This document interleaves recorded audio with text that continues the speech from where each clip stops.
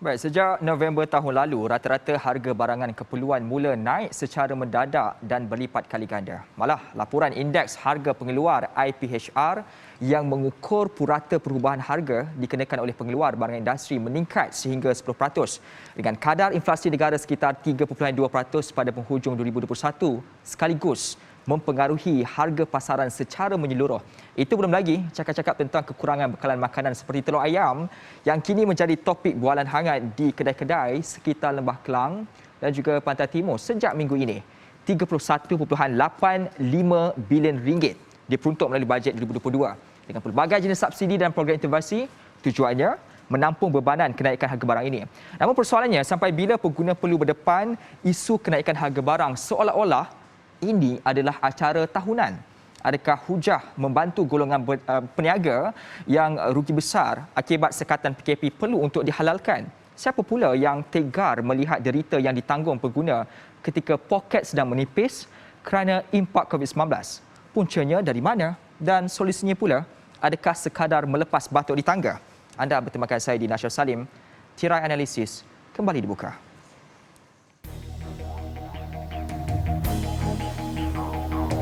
Please, this is a serious issue.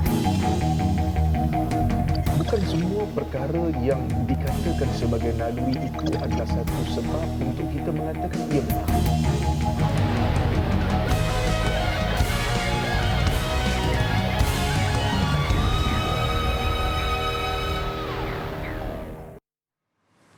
Assalamualaikum dan salam sejahtera. Harga barang naik lagi. 3 orang panel sudah pun bertemankan saya pada waktu ketika ini. Bersedia 2 orang di talian dan seorang di studio. Saya perkenalkan dahulu di sebelah saya pada waktu ketika ini, iaitu Profesor Madya Dr. Ahmad Razman Abdul Latif, Analisis Ekonomi daripada Putra Business School. Assalamualaikum, selamat datang. Waalaikumsalam. Terima kasih bersama dengan kami, isu yang cukup penting ketika ini. Kita juga bersama secara dalam talian, iaitu individu seorang lagi dikenali sebagai Dr. Ilyas Suryani Ismail, Pegawai Pendidik Institut Antarabangsa Aquaculture dan juga Sains Akuatik Aquas daripada Universiti Putra Malaysia. Assalamualaikum, Doktor. Waalaikumsalam. Terima kasih kerana bersama dengan kami, 2 orang daripada Universiti Putra Malaysia. Nampaknya macam reunion kita hari ini kan. Baik, seterusnya bersama dengan kita pada waktu kita ini juga iaitu Encik Muhammad Fitri Bahrin, seorang penolong Setiausaha Agung bagi Gabungan Persatuan-Persatuan Penjaja dan juga Peniaga Kecil Melayu Malaysia GPPP KMM. Assalamualaikum Encik Fitri, terima kasih bersama dengan kami. Waalaikumsalam Encik Dini, terima kasih banyak atas jemputan. Baik, kita nak teruskan perbincangan yang saya kira cukup penting untuk kita perbincangkan pada waktu kita ini. Saya lihat di akhbar-akhbar secara khususnya tinjauan-tinjauan daripada wartawan-wartawan juga telah pun menilai bagaimana situasi harga barang di negara kita. Ia bukan lagi isu yang baru soal harga barang ini. Daripada tahun lepas, bibit-bibit itu telah pun kedengaran. Kalau saya lihat faktanya, laporan daripada tinjauan Indeks Harga Barangan mendapati bermula November 2021 juga berkaitan harga barang keperluan asas utama ini meningkat dengan begitu mendadak seperti ayam mentah, telur, ikan dan juga beberapa jenis sayur-sayuran yang lain. Soalan pertama ini saya nak ajukan dulu kepada Profesor Madya dahulu berkaitan tentang perkara ini. Adakah isu kenaikan harga barang ini adalah sesuatu yang baru ataupun sebenarnya ia telah pun berakar umbi lamanya, dan bagaimana pandangan Prof sendiri melihat kepada situasi corak perubahan harga ini? Ya, apabila kita melihat isu harga barang naik dan kita selalu merujuk kepada CPI, Consumer Price Index ataupun kadar inflasi, adakah ini sesuatu yang baru? Tidak. Dan kebiasaan ini kita dapati ianya boleh jadi bermusim, terutama apabila musim perayaan. Namun apa yang berlaku sekarang ini, apabila kita melihat isu kenaikan harga, berlaku beberapa peristiwa yang berentetan yang menyebabkan ianya menjadi agak serius dan berpanjangan. Iaitu pertama, apabila kita dilanda pandemik pada awal 2020, apabila banyak sektor ekonomi ditutup, pergerakan dihadkan, maka pada masa itu berlaku penurunan ataupun orang kata ekonomi bergerak amat perlahan, tidak banyak berlaku aktiviti pertukaran barangan dan perkhidmatan. Namun apa yang berlaku pada tahun lepas, apabila kita berjaya mendapatkan orang kata pemvaksinan secara hampir total untuk penduduk dewasa kita dan menyebabkan sektor ekonomi kembali dibuka, ianya berlaku juga di peringkat global apabila kebanyakan negara di dunia sudah mula mahu menjalankan kembali aktiviti perniagaan, berlakunya permintaan kerana pada masa yang sama setiap negara juga melaksanakan fiskal ataupun pelan fiskal stimulus, iaitu kerajaan membelanjakan banyak duit untuk memberi bantuan kepada bukan saja individu, malahan peniaga. Di negara kita pun kita ada lebih kurang 8 pelarangsangan. Rakyat dapat bantuan, dapat duit, perniagaan pun dapat subsidi dan juga bantuan kewangan. Dengan lambakan kredit ini, apabila sektor dibuka, maka inilah peluang untuk berbelanja, untuk kembali menjana pendapatan sebagainya. Oleh itu, permintaan adalah tinggi kerana kredit ada di tangan. Tetapi pada masa yang sama, dari segi sektor pengeluaran pula, banyak sektor ataupun negara yang menjadi pengeluar utama masih belum bersedia. Sebagai contoh, kita lihat China. Mereka ada kapasiti, tetapi apabila sudah lama tertutup, tidak mendapat pemasaran ataupun permintaan, mereka mengambil masa. Dan pada masa yang sama berlaku kata situasi pengangkutan itu menggunakan kapal menjadi terhad, harga komoditi seperti minyak menjadi mahal, dan ini menyebabkan berlaku gangguan kepada rantai bekalan. Apabila kita cuba mengimport, makanan menjadi mahal. Dan apabila kita lihat sebagai contoh ayam, sampai kebanyakan makanan ayam itu datang daripada import. Jadi apabila import naik, maka barang yang kita nak jual di pasaran tempatan juga menjadi naik. Jadi itu satu yang menyebabkan, pertama, kenapa isu harga barangan kali ini dia meningkat dan berpanjangan daripada tahun lepas hingga tahun ini. Dan apabila kita lihat di dalam peringkat domestik juga, kita masih terlalu bergantung kepada barangan import, terutamanya makanan, ayam, itik, daging, lembu dan sebagainya.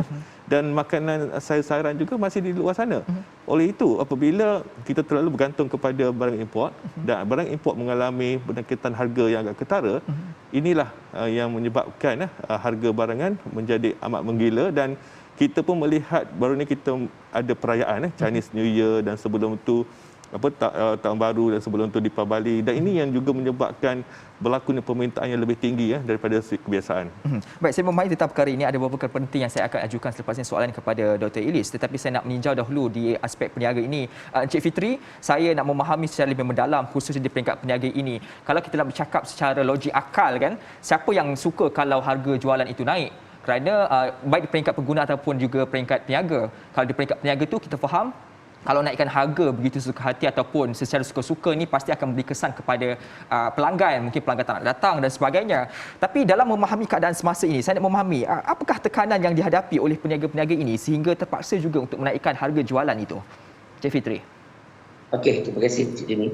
Jadi kami daripada segi pihak peniaga, kadang-kadang kita mengalami tekanan dalam keadaan keterpaksaan harga barangan itu terpaksa dinaikkan.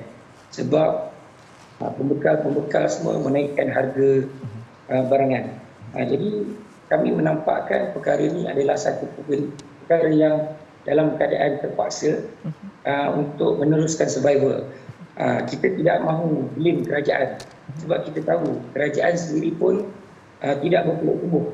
Mereka berusaha untuk memberikan subsidi kepada pengusaha, macam contoh kepada peternak, kepada peladang semua untuk mengawal harga barangan. Seperti macam doktor cakap tadi tu kebanyakan mungkin barangan kita yang bergantung kepada barangan import. Jadi di situ yang menyebabkan sukar untuk kita mengawal kenaikan harga. Jadi daripada segi pihak persatuan, kami lebih kepada menggalakkan supaya kerajaan boleh meneruskan lagi bantuan-bantuan kepada peniaga-peniaga kecil dan juga kepada semua pengusaha-pengusaha yang melibatkan pembekal utama di dalam negara kita.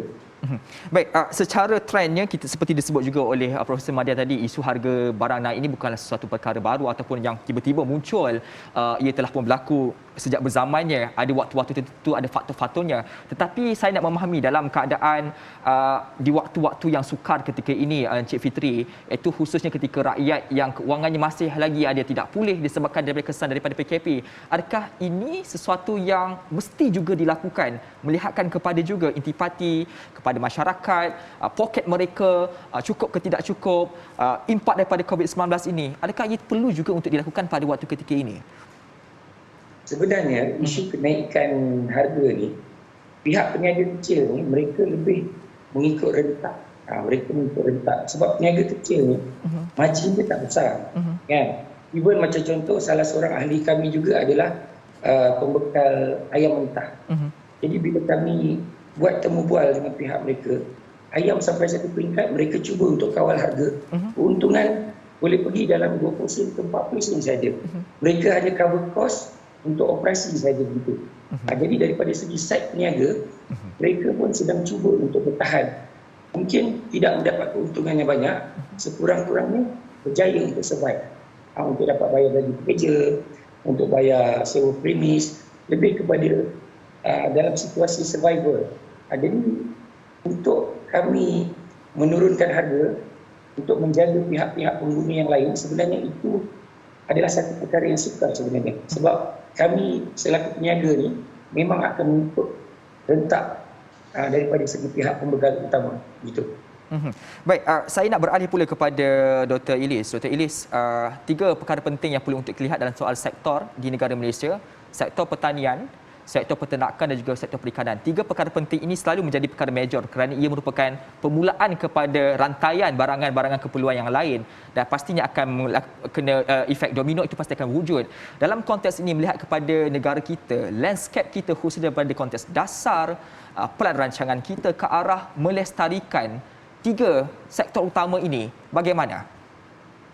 Okey, soalan yang bagus kan ya, Cik Nini. Saya ingin menceritakan berkenaan dengan berkaitan dengan sistem ya. Hubungan yang tak dapat dipisahkan di antara kelestarian sumber asli dan juga keselamatan makanan. Di mana sistem ini adalah melibatkan pemeliharaan, penambahbaikan dan penggunaan sumber asli yang mampan yang dapat memenuhi keperluan untuk sekuriti makanan negara kita. So secara tradisi, apa yang kita dapat lihat ialah melalui 3 dimensi yang terlibat adalah alam sekitar seperti yang Cik Nini katakan tadi, alam sekitar, ekonomi dan masyarakat. Jadi apabila sistem ini terganggu, contohnya kemerosotan kepada alam sekitar, ini akan menyekat perkhidmatan ekosistem itu sendiri. Dalam masa yang sama, ia akan efek kepada kemiskinan komuniti yang mana mereka terdedah dengan keadaan rasa tidak selamat. Di sini dalam konteks ini di mana harga naiklah, jadi pengguna itu efek kepada dia. Jadi kalau kita lihat makanan ni dari sudut daripada darat ataupun laut, hasil hubungan alam sekitar yang sangat kompleks ni, dia mempunyai peranan masing-masing dalam menghasilkannya.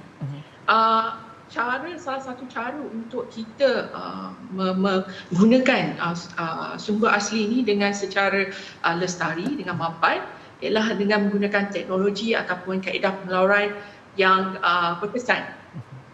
Contohnya, kalau kita lihat makanan menggunakan sumber alam sekitar yang lestari, ia akan menghasilkan makanan yang selamat dan juga berkualiti.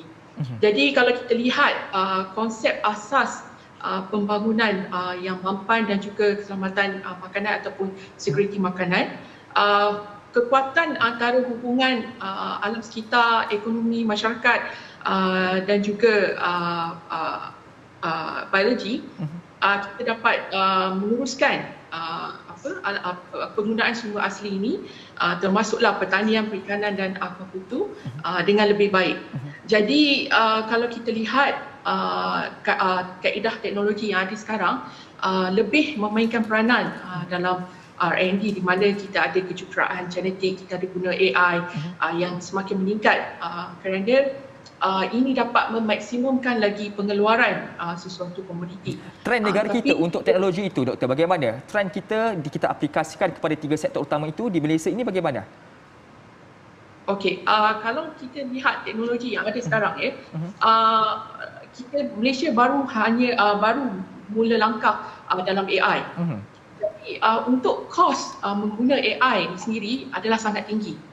Jadi saya bagi berdasarkan maklumat data yang ada yang dapat dilihat, penggunaan AI ini hanya terhad, hanya mampu diguna pakai oleh syarikat-syarikat besar, tapi bukan di kalangan petani ataupun pengusaha kecil di mana mereka tidak mampu.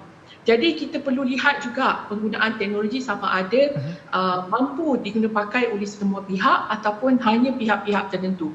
Dan satu lagi, penggunaan teknologi juga akan memberi kesan kepada alam sekitar. Selain pada kenaikan kos, alam sekitar tu sendiri. Contohnya macam aquaculture.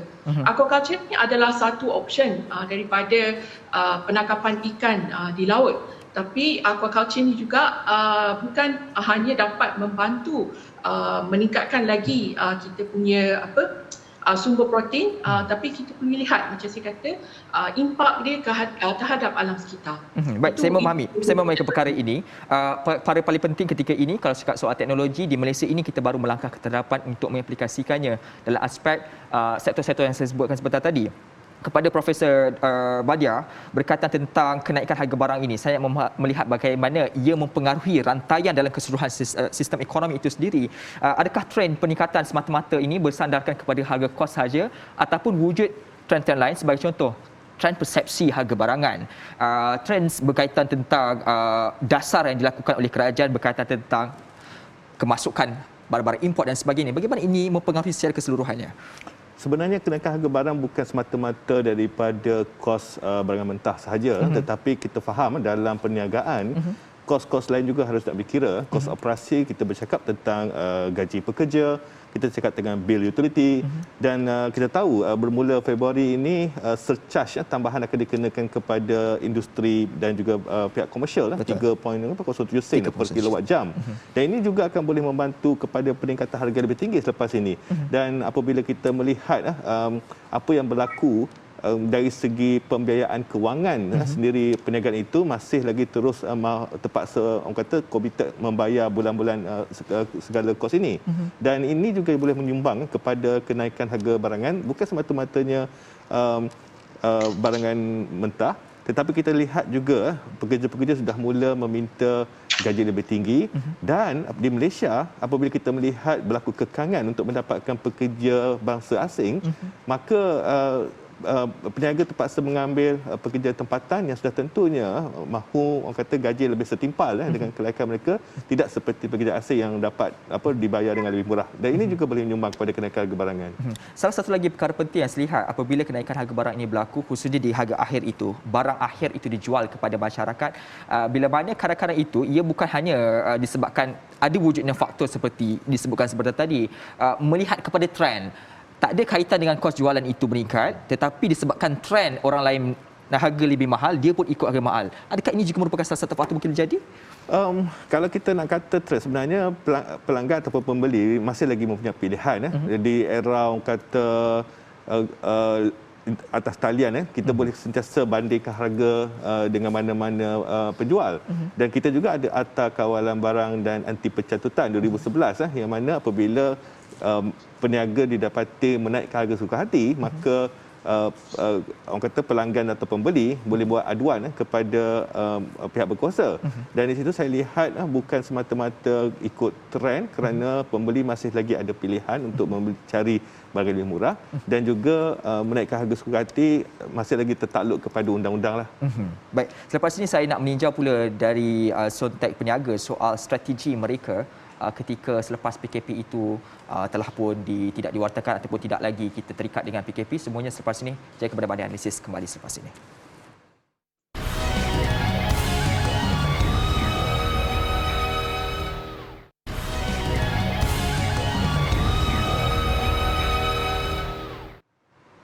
Analisis kembali semula. Baiklah, saya nak meninjau kembali tentang apa yang berlaku pada tahun lepas. Kalau kita saksikan, bermula Oktober 2021, Majlis Keselamatan Negara MKN juga telah pun mewartakan kebanyakan negeri memasuki fasa 4 PKP dan sekatan operasi syarikat dan perniagaan mula dilonggarkan dengan membuka lebih banyak lagi sektor perniagaan dan memanjangkan lagi tempoh waktu operasi.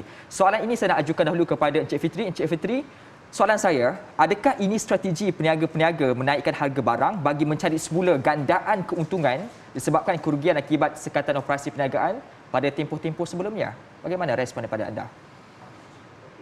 Saya bagi pihak peniaga dan peniaga kecil, kita tidak nampak pihak peniaga kecil ni sengaja menaikkan harga ni untuk dapatkan semula kerugian yang sepanjang tempoh PKP ni. Jadi di sini kita tengok kategori rakyat. Kalau kita tengok ramai golongan N40 yang tergelincir pergi menjadi golongan B40. Apatah lagi kalau golongan B40 dia dah tak tahu tergelincir pergi ke mana dah. Kan? Jadi kebanyakan ahli-ahli kami adalah terdiri daripada golongan B40. Jadi mereka ni bukannya orang yang malas nak berniaga, malas nak bekerja. PKP ni adalah satu musibah. Orang yang boleh bekerja pun tak boleh keluar untuk mencari pendapatan. Jadi di situ kita nampak kerajaan banyak memberikan peruntukan, bantuan, grant seperti baru-baru ni Yang Amat Berhormat Perdana Menteri mengumumkan pinjaman berjumlah maksimum hingga 100,000 tanpa faedah. Dana tu disalurkan kepada bank rakyat. Jadi di situ salah satu inisiatif kerajaan untuk membantu peniaga-peniaga ni untuk bangkit semula. Jadi apa yang kami nampak, peniaga ni cara strategi dia nak bangkit semula lebih kepada mereka bergantung kepada bantuan-bantuan daripada kerajaan. Jadi isu kenaikan harga barang ni adalah satu perkara yang macam saya sebut tadi. Kita tak boleh nak elak daripada perkara tersebut. Macam Profesor Mat Jaafar ada sebut tadi, kos kenaikan harga barang ni bukan sahaja melibatkan barangan itu sendiri, melibatkan daripada logistik, pengangkutan, melibatkan pekerja, staf dengan kadar sewa premis yang perlu ditanggung. Jadi perkara ni apa yang kami nampak, pihak peniaga bukan sengaja menaikkan harga barang itu sebagai strategi untuk dapatkan balik kerugian mereka itu. Tidak sama sekali. Jadi kita hanya mengikut trend. Kalau kita tengok, kalau kita buat survey di Pasar Borong Kuala Lumpur, kenaikan harga sayur cukup tinggi. Jadi benda ni memang secara umum tahu perkara ni. Jadi peniaga-peniaga kecil ni, mereka peniaga. Mereka pun ambil barang daripada pemborong. Bila barang daripada pemborong tu sendiri dah harganya tinggi, bagaimana kami nak menurunkan harga tersebut? Kan? Jadi kalau kita buat research pun, memang keuntungan penjaga ni sekarang pun memang tak tinggi. Mereka hanya mencari semata-mata untuk survival daripada segi kos dan juga untuk cover daripada segi pekerja. Itu keutamaan sekarang untuk survival. Baik, Dr. Ilyas, saya tertarik dengan apa yang disebut oleh Encik Fahri tadi. Kita tak boleh nak elak berkaitan dengan kenaikan harga barang ini. Saya nak memahami dalam satu landscape berbeza, khususnya di bawah kepakaran Dr. Ilyas sendiri, melihatkan kepada sektor-sektor penting di dalam agro makanan negara. Boleh tak kita cuba untuk menampan daripada kenaikan ini berlaku? Bagaimana strategi yang terbaik boleh dilakukan, Dr. Ilyas? Okey, antara apa yang dapat kita lihat antara strategi seperti yang saya katakan awal tadi berkenaan dengan satu sistem di mana ianya berkait rapat. Jadi kalau kita lihat ini kenaikan harga, data-data tu memang kita sedia ada. Tapi kita tidak hanya boleh bergantung kepada data-data harga ini saja. Tapi kita perlu melihat dari segi interdisciplinary ataupun pandangan daripada bidang yang berbeza, di mana melibatkan ekonomi, sosial dan juga alam sekitar ataupun biologi itu sendiri. Contohnya kalau kita lihat dari segi industri perikanan, kalau kita melihat dinamik data itu sendiri dari tahun ke tahun, daripada tahun 1980 sehingga tahun 2020, data tangkapan kita berkurang secara keseluruhan. Di mana tangkapan ini kalau kita lihat 2 tahun terakhir ini lebih berkurang disebabkan kerana situasi pandemik yang melanda dunia lah, especially di Malaysia.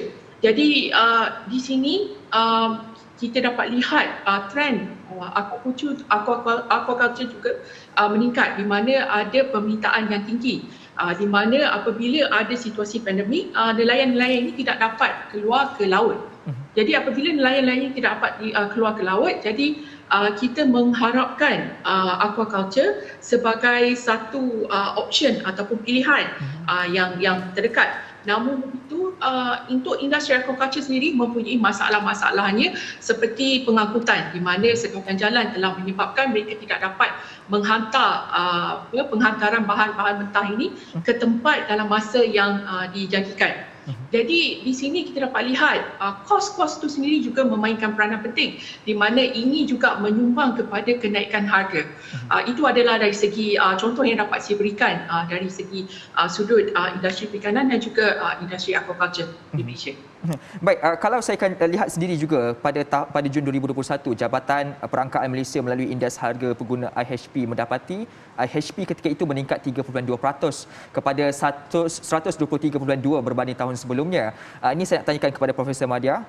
Jun 2021 kita telah pun menilai perkara ini telah pun berlaku. Bagaimana strategi kita untuk merangka pelan intervensi bagi memastikan impak itu tidak terasa begitu kuat? Adakah kita lakukan dengan jalan yang tepat? Bagaimana? Sebenarnya apa yang berlaku tahun lepas, kita juga telah melaksanakan dasar agri makanan 2.0. Okey, dan apa yang perlu dilaksanakan adalah segala pelan-pelan di dalam dasar tersebut untuk memastikan kita pertama tidak terlalu bergantungan kepada satu sumber saja makanan. Kita lihat semasa pandemik sebagai contoh Singapura, bagaimana mereka memastikan bahawa sumber bekalan mereka tidak terjajas kerana mereka juga seperti kita terlalu bergantung kepada barangan import. Mereka telah ada hubungan perdagangan yang eksklusif dengan satu negara, New Zealand sebagai contoh, iaitu memastikan bekalan makanan untuk Singapura itu tidak terjejas. Dan pada 17 Januari lepas sebagai contoh, kita telah mula meratifikasikan satu perjanjian dipanggil RCEP, Regional Comprehensive Economic Partnership, yang melibatkan 15 negara, 30% penduduk dunia dan 30% GDP dunia adalah datang daripada 15 negara ini. Ini semuanya adalah untuk memastikan bahawa kita mempunyai banyak pilihan import, duty import dapat dikurangkan ke minimum. Secara teorinya ia membolehkan barang makanan ini semua menjadi murah, namun ia mengambil masa. Dan sebenarnya itulah apabila kita melihat tahun lepas, kita dah nampak bibit-bibit ini terjadi. Perancangan itu sepatutnya telah lama ada, lebih-lebih lagi apabila saya sebut agro makanan itu, dasar agro makanan itu sebenarnya dah ada sebelum ini. Yang kita lancarkan tahun lepas ni 2.0. Namun mungkin saya lihat apa yang berlaku tahun lepas. Kita bukan sahaja mengalami krisis kesihatan, kita bukan sahaja mengalami krisis ekonomi, tetapi kita juga mengalami krisis ketidakstabilan politik pada masa itu. Apabila berlaku ketidaktentuan dari segi siapa sebenarnya yang mentadbir negara, maka pelaksanaan segala dasar polisi itu terganggu. Walaupun kita ada kita kerajaan, kementerian, agensi, namun mereka juga memerlukan tindakan arahan ataupun hala tuju daripada pemimpin. Itulah saya lihat apa yang berlaku tahun lepas itu. Kita masih lagi bergelut dengan isu siapakah sepatut yang merencanakan bagaimana negara kita dapat keluar daripada kemelut ini. Tahun ini tak tahu lagi lah, kalau ada pilihan raya umum, kita haraplah ada kerajaan yang betul-betul stabil yang dapat melaksanakan segala rancangan Malaysia ke-12 yang pergi ke arah kemampanan ataupun kelestarian. Kita ada target untuk mencapai SDG 17 tu yang dilancarkan oleh United Nations. Itu yang kita betul-betul harapkan tahun ini. Baik, kita harapkan juga supaya yang sama tidak berulang kembali, kerana apa yang telah pun dirangka itu kita harapkan ini dapat dijalankan dengan segera. Dan ini saya nak meninjau tentang situasi di lapangan. Saya nak bersama dengan Encik Fitri. Encik Fitri, selaku peniaga kecil yang perlu mengambil barangan-barangan di pasaraya dan sebagainya, saya nak melihat dahulu, memverifikasi dahulu tentang akhbar-akhbar ataupun maklumat-maklumat yang berada di dada akhbar. Ini berkaitan tentang isu kekurangan bekalan telur ni. Kalau saya lihat banyak laporan dikeluarkan bahawasanya sudah mula hari ini saja banyak tempat-tempat tidak ada bekalan di belah pantai timur, di Lembah Kelang juga telah pun berlaku. Pertama sekali saya tanya, betul perkara ini berlaku? Ya, benar. Kami pun nampak perkara ini sedang berlaku. Cuma apa yang saya boleh sampaikan di sini, kita berharap rakyat Malaysia mengelakkan daripada panic buying. Jadi sekarang ni kita nampak ramai yang salah satu pun berkaitan dengan isu banjir itu, berlaku panic buying ni. Jadi di situ stok makanan banyak yang tak cukup. Baik. Jadi dia menjejaskan juga stok-stok yang lain peniaga. Jadi di situ kami menampakkan berlakunya kenaikan harga apabila berlakunya panic buying. Baik, isu kekurangan bekalan ni seperti yang telah pun dipersetujui tadi di awal itu dalam soalan saya, wujud dakwaan ada dua faktor utama. Pertama, disebabkan kerana jangkaan harga akan naik nanti, maka berlaku kes penyimpanan stok terjadi, ataupun salah satu faktor lain dikatakan tentang isu kartel monopoli penetapan harga telur ini sendiri. Soalan saya ini kepada Encik Fitri, isu menyimpan stok atas alasan sebab boleh jual harga lebih mahal, adakah ini satu strategi biasa peniaga-peniaga demi meraih keuntungan berlipat kali ganda? Perkara tu satu strategi biasa, tapi saya tak nampak benda tu melibatkan telur ayam. Sebab telur ayam ni, tempoh jangka hayat dia sekejap saja. Kan? Jadi kalau dia orang simpan lama pun, benda tu akan busuk. Jadi selalunya kalau melibatkan strategi yang simpan barang ni, lebih kepada minyak masak, barang-barang gula begitu. Jadi kalau daripada segi telur ni, saya tak berapa nampak sangat yang ada pihak kartel yang nak menyimpan stok lah begitu. Baik, dalam konteks seperti disebut juga tadi, mengakui memang ada isu sorok menyorok strategi, mungkin tidak telur ayam tetapi barang-barang lain. Maka soalan ini saya ingin tanyakan kepada Encik Fitri, strategi sorok menyorok bekalan ini biasanya berlaku di peringkat mana? Pengeluar, pemborong ataupun peruncit? Biasanya kita nampak lebih kepada pihak pemborong lah. Kan? Pihak pemborong, sebab saya bagi contoh minyak masak ya. Pada ketika situasi sekarang ni, cukup sukar untuk kita dapatkan minyak masak yang ada subsidi kerajaan. Minyak masak plastik. Salah satu strategi mereka, bila mereka sorokkan minyak masak tersebut, kita dalam keadaan keterpaksaan, kita akan beli minyak yang tanpa subsidi. Perkara itu memang kita nampak sering berlaku. Bukan sahaja sekarang, dia jadi satu trend. Terutama musim perayaan, musim pandemik ni apa semua kan. Jadi perkara ni dah berlaku saya rasa puluhan tahun. Dan ini pun kita belum ada lagi sistem macam mana nak bantras daripada segi monopoli barangan kartel ini. Baik, kita dah memahami saya. Ini antara diakui oleh mereka di lapangan sendiri. Encik Wafidi juga berakui perkara ini memang terjadi. Saya nak beralih pula kepada Dr. Idris. Dr. Idris, kalau saya lihat kembali Indeks Security Makanan Global GFSI dalam laporan yang dikeluarkan oleh Unit Perisikan Ekonomi EIU bagi tahun 2021 meletakkan Malaysia di tangga 39 dari 113 negara dan kedua terbaik di Asia Tenggara selepas Singapura. Namun berdasarkan laporan ini juga, bagaimana pula dengan isu sekuriti bahan mentah negara dan mengapa lagi masih wujud isu kekurangan bahan mentah sehingga kita terpaksa mengimport bahan mentah seperti kes ayam. Buka lagi 20 AP import. Bagaimana dalam situasi ini? Okey, saya ulaskan di sini dua kumpulan berbeza kalau kita lihat di negara kita, iaitu pengguna. Kita ada dua jenis pengguna, iaitu pengguna yang berpendapatan rendah, di mana mereka ini mengharapkan atau permintaan ke atas beras, makanan harian lain seperti sayur, buah, ikan dan juga sebagainya. Manakala untuk pengguna berpendapatan tinggi pula, mereka tidak berkira untuk mengeluarkan sedikit kos yang lebih berkualiti, berkhasiat, yang dapat memberikan mutu yang lebih baik. Ini termasuklah produk ayam daging, produk terusul sayur yang dapat kita lihat di pasaran, terutama sekali di pasar raya yang orang kata high end lah. Jadi kalau kita lihat pengeluaran makanan di Malaysia sini adalah tidak serancak permintaan yang ada. Seperti produktiviti ataupun pengeluaran buah-buahan segar, sayur-sayuran, kita agak adalah yang terendah di rantau ASEAN. Okay?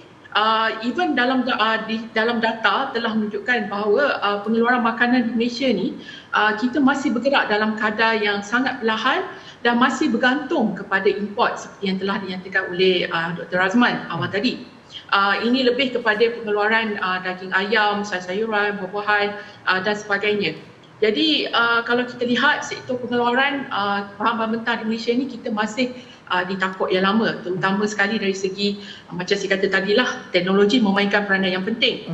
Even dynamic data tu sendiri menunjukkan ada di antara komoditi di mana pergerakannya adalah statik, tiada kenaikan, tiada penurunan, dan ada di antaranya telah menurun untuk sekian lama.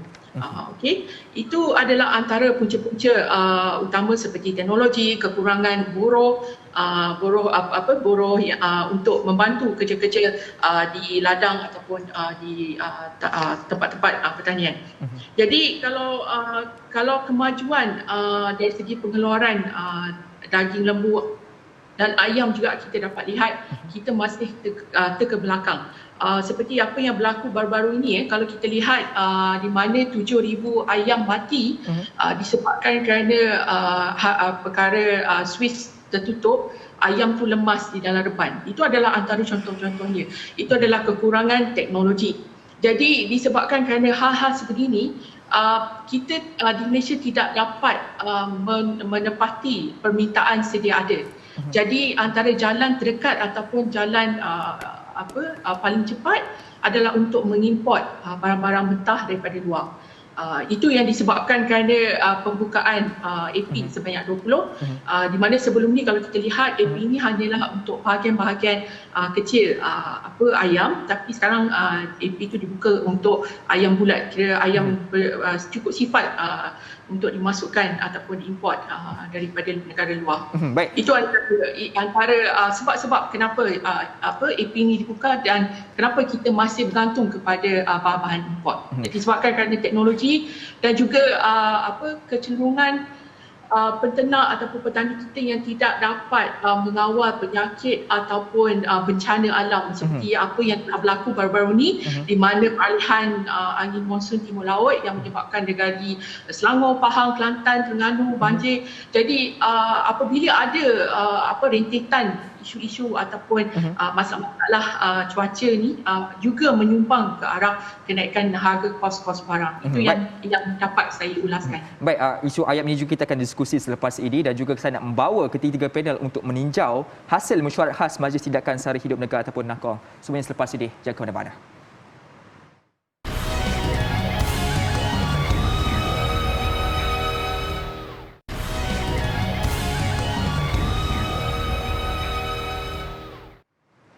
Baik, kembali semula dalam analisis. Masih lagi kita bercakap soal harga barang naik lagi. Saya nak meninjau tentang hasil mesyuarat khas Majlis Tindakan Sara Hidup Negara ataupun NACOR mengenai industri pengeluaran makanan telah menetapkan pelan tindakan berdepan dengan isu kenaikan harga barang ini. Soalan ini saya nak tuju dahulu kepada rakan kita, iaitu Encik Fitri. Encik Fitri, saya nak menilai tentang antara perkara telah pun dimutamatkan di peringkat peniaga ini sendiri, iaitu soal yang paling terkenal ketika ini tentang isu harga ayam lah.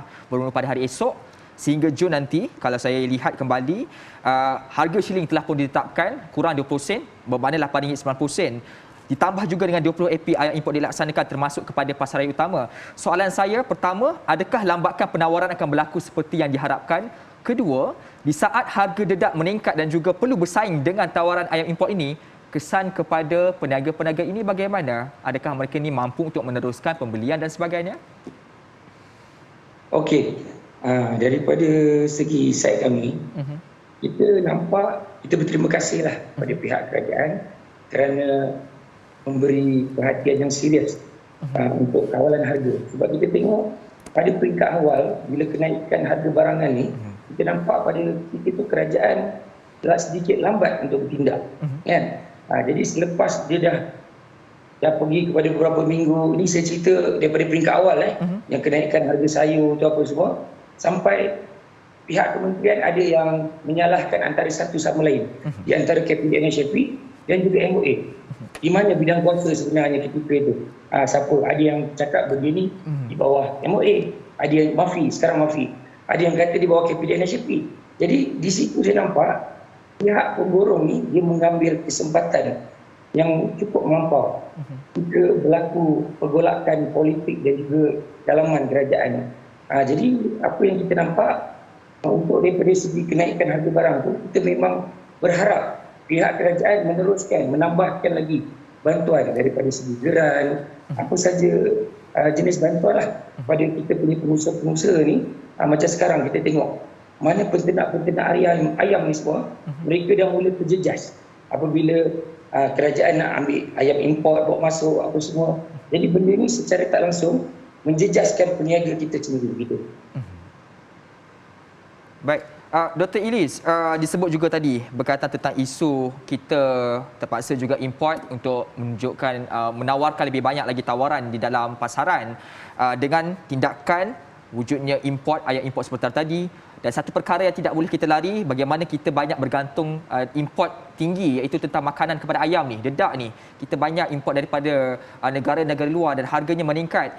Ini akan secara langsung menjejaskan kepada peternak secara khususnya. Strategi ini adakah sesuai dilaksanakan pada ketika ini? Survival bagi peternak pula bagaimana?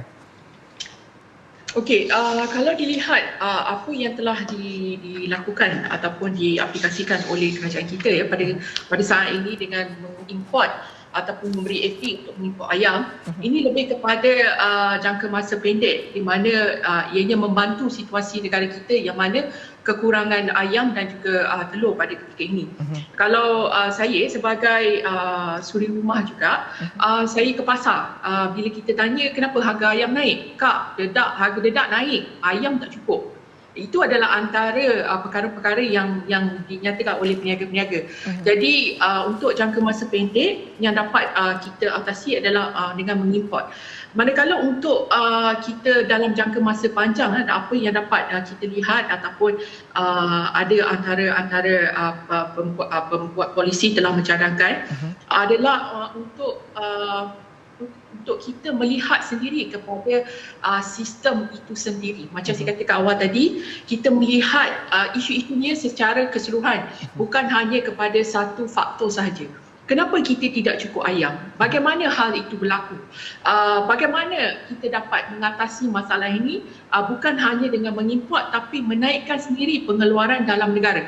Bagaimana kita dapat lakukan? Apa yang diperlukan oleh peternak-peternak ini sendiri? Apa yang menjadi isu besar? Kalau kita lihat sekarang ini, isunya adalah kos itu sendiri tinggi. Harga dedak naik sebabkan harga bijirin naik, harga corn naik di luar negara. Jadi bila harga-harga ini naik, bila barang ni kita bawa masuk, kos ini bawa masuk Malaysia, secara tak langsung peternak-peternak ni terpaksa menaikkan harga apabila ia menjual kepada orang tengah.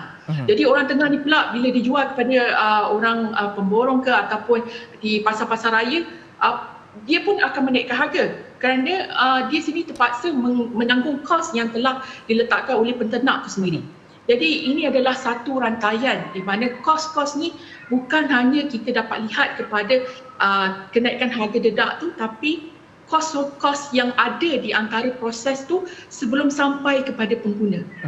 Itu adalah antara benda-benda yang perlu kita lihat. Sistem tu sendiri, rantaian tu sendiri, bukan hanya kepada satu punca saja. Contohnya macam ramai bising sekarang, kenapa kita nak bawa masuk ayam luar? Bagaimana dengan isu halal? Itu adalah antara masalah lain lah, isu halal. Tapi dari segi dalaman, itu adalah antara apa yang dapat kita lihat, apa yang dapat kita olahkan, dapat kita kajikan untuk memperbaiki lagi pengeluaran ayam di negara kita. Baik, kita sudah jelas banyak faktor-faktor yang telah pun mengikat kepada peningkatan harga barang ini. Ada perkara yang tidak boleh kita lari, ada yang mungkin kita boleh adjust sana dan sini. Dan saya nak menilai tentang kemampuan pengguna untuk membeli ni pula. Kalau saya kembali lihat daripada laporan penyelidik di Email Research, jumlah kos sara hidup meningkat sekitar 4%, gaji minimum tidak berubah secara mendadak, jumlah wang dalam saku juga tidak mengalami peningkatan ketara. Kepada pakar ekonomi ini, soalan saya dalam konteks ini, menghadapi fakta-fakta ini, beban ini jelas dirasa oleh pengguna sendiri. Jadi persoalannya, strategi yang dilakukan oleh kerajaan sebagai contoh wang bantuan, wujudnya kedai rakyat Malaysia dan sebagai kedai rakyat keluarga Malaysia dan sebagainya ini, adakah ini satu strategi tepat kepada masyarakat supaya mereka mempunyai kuasa beli yang tinggi dengan menghadapi terhadap harga barang yang semakin meningkat ini? Ya, saya melihat apa yang dilakukan oleh kerajaan sekarang seperti apa yang Dr. Eli sebutlah adalah strategi jangka masa pendek, tetapi kita tidak mahu ia kata menjadi satu-satunya strategi yang ada. Kerana jika ini berlaku, iaitu gaji tak naik, kuasa membeli semakin kurang, harga barang semakin naik, dan ia akan menyebabkan satu situasi lain yang berlaku, yang boleh berlaku, iaitu dipanggil stagflasi. Stagflasi ini apabila inflasi meningkat, orang yang menganggur, tidak ada pekerjaan semakin meningkat, tetapi ekonomi semakin merudum. Dan inilah yang ditakuti sekarang. Walaupun kerajaan cuba memberi bantuan, tetapi yang bersifat sementara, iaitu kuasa membeli rakyat masih lagi tidak ada. Gaji pada tahun 2020 kita tahu telah jatuh secara purata 9%, dan kita tahu juga bahawa inflasi semakin meningkat, dan kalau kita lihatlah pertumbuhan kinerja negara tahun lepas pun sebenarnya mungkin sekitar 3% saja. Oleh itu, untuk memastikan bahawa stagflasi ini tidak berlaku, maka harga barangan, gaji penduduk, orang kata aktiviti ekonomi ini harus ditangani dengan lebih orang kata holistik, menyeluruh dan bersifat jangka masa panjang. Apa yang kita lihat sebagai contohlah, Singapura telah menetapkan 30 by 30. Maknanya menjelang tahun 2030 mereka harus orang kata berjaya menjana makanan sendiri sebanyak 30%. Dan kita juga harus orang kata melihat teknologi seperti yang Datuk Ili sebut tadi tu, iaitu kalau kita lihat kalau puncanya adalah pemborong, bagaimana teknologi boleh memungkinkan barangan ataupun pengeluaran daripada petani, pesawah, nelayan dan sebagainya boleh terus sampai ke pengguna tanpa melalui itu. Saya yakin teknologi boleh orang kata mengatasi gangguan ataupun masalah yang dihadapi di sepanjang rantai bekalan ini dari segi penghantaran barangan dan juga dari segi penetapan harga tersebut. Baik, saya nak meninjau juga. Ini saya memahami bagaimana keadaan kompleks yang bagaimana perlu dilakukan, jangka pendek dan jangka panjang itu perlu ada dilakukan secara menyeluruh bagi memastikan supaya kelangsungan itu berlaku dengan baik. Ini saya nak bertanya pula berkaitan tentang antara hasil mesyuarat dalam NACOL ini kepada Encik Fitri. Encik Fitri, dalam mesyuarat NACOL disebut kerajaan akan memberikan subsidi. Perinciannya itu nanti akan diputuskan sehingga subsidi itu akan diberikan sehingga harga kembali stabil. Soalan ini saya nak tujukan kepada anda, berdasarkan pengalaman lepas, selepas harga barangan keperluan kembali stabil ataupun turun, adakah peniaga-peniaga yang terlibat dalam industri proses dan penyediaan seperti kedai makan dan juga sebagainya akan ikut sama mengurangkan harga jualan tersebut? Ya, pasti. Kalau kita tengok sejarah yang lepas, kita akan trend akan menurun. Apabila harga kembali stabil, pihak-pihak peniaga kami semua akan menurunkan harga. Sebab kita dipantau sebenarnya oleh pihak KPN, SHP. Pihak peniaga-peniaga ni pun mereka tidak boleh naikkan harga barangan sewenang-wenangnya. Tapi kita memang sentiasa mengharapkan bantuan daripada pihak kerajaan untuk sama-sama menekankan bantuan kepada pemborong-pemborong, sebab mereka inilah sebenarnya player utama. Peniaga kecil ni sebenarnya dia kecil tau, memang betul-betul mikro. Kita ni kalau dalam Kementerian Pembangunan Usahawan dan Koperasi, peniaga kecil ni dijelas oleh usahawan mikro, kecil, sangat kecil. Jadi kalau kita tengok syarikat-syarikat korporat pun terjejas teruk kan, dengan pandemik ni, apatah lagi yang mikro ni. Jadi apabila orang naikkan harga barang sedikit je, cukup dah menjejaskan hampir keseluruhan operasi mereka. Baik, peniaga dah maklumkan, Cik Fitri maklumkan, kalau harga naik, mereka naik, tetapi kalau kos itu turun, mereka akan cuba turunkan. Saya nak semak jawapan tersebut dengan mereka yang telah pun membuat kajian dan juga pakar-pakar data ini. Semuanya selepas ini, jangan ke mana-mana, kita nak bertirahat seketika.